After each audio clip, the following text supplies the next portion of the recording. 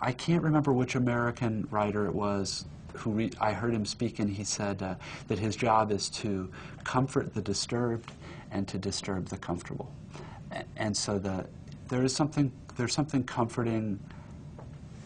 There's something comforting about being able to inhabit somebody else, but there's something also very uncomfortable about it, because usually the experiences that person is having are just the ones that I don't like or that I haven't worked out. And it seems to me that the biggest split isn't between music and literature or music and sculpture or whatever.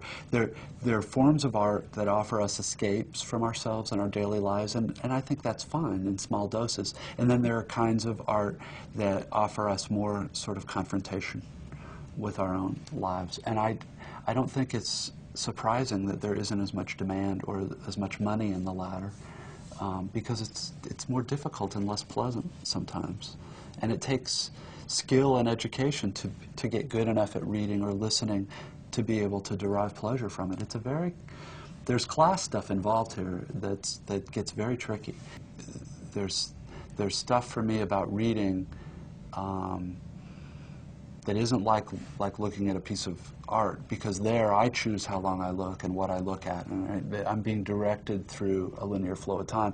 But in a piece of music or in a movie, that flow is directed for me. I've really got no choice but to follow it. Whereas books, it's weird. I'm moving through time through this thing, but I can also, I don't know whether you do it or not, but if I've read a paragraph I like a lot, I go back and I read it over again. So I'm trapped in time, but I've got more mobility within that time. When I'm reading something that's good and that's real, I'm able to jump over that wall of self and inhabit somebody else in a way that I can't, that we can't in regular life. There's a tremendous reassurance about that kind of communion and empathy.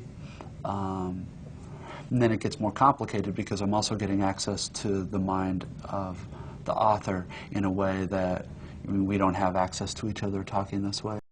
Watching television for me, although it's easier, is much lonelier. Watching flat images on a flat screen, doing interesting things, and often they're very easy to look at, is very different from knowing what it's like to be inside somebody else's skin, or knowing what it's like to be able to spend 2 hours with an author who somehow can make me feel like I know what it is. I mean, it just seems like a form of magic.